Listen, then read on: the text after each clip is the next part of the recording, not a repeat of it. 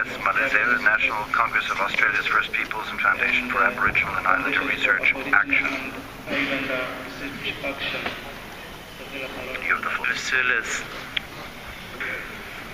Thank you, Mr. Chairperson. This is the inaugural statement by the National Congress of Australia's First People to be made at the United Nations.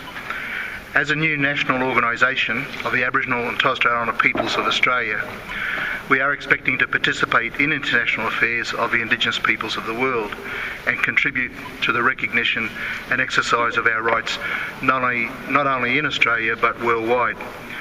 We are also pleased to know that the Australian Minister for Foreign Affairs has also expressed his view that Australia should be seen as a global leader in supporting the rights of Indigenous peoples.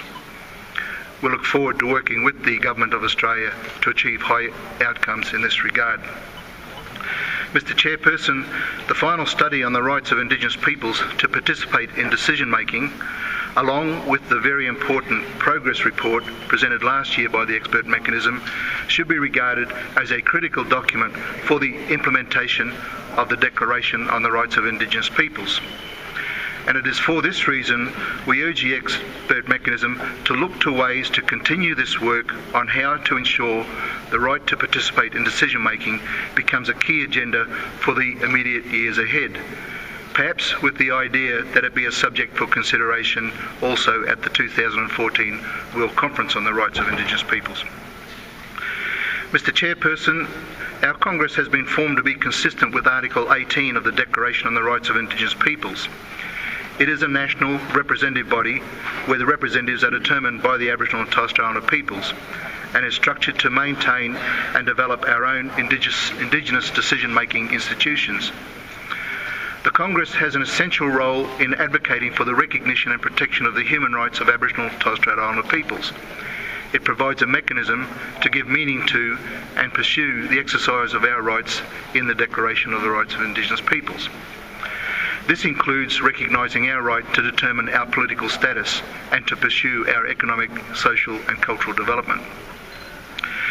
Mr. Chairperson, the National Congress meeting of our organisation, held in June this year, requested a statement be presented on behalf of the Congress by the Government of Australia to the Human Rights Council during the adoption of the report on Australia under its Universal Periodic Review. Unfortunately, the Government was unable to process our request in time, so I would now like to read from that short statement.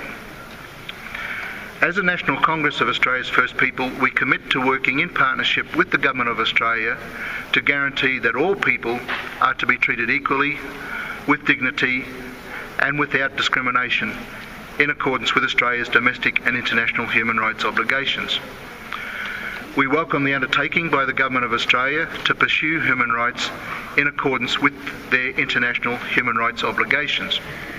In particular, we look forward to working with the Australian Parliament so that the national constitution, laws, policies and practices are in compliance with those obligations. Particularly, the National Congress will support the Parliament to ensure the Declaration on the Rights of Indigenous Peoples is duly acknowledged and fully promoted.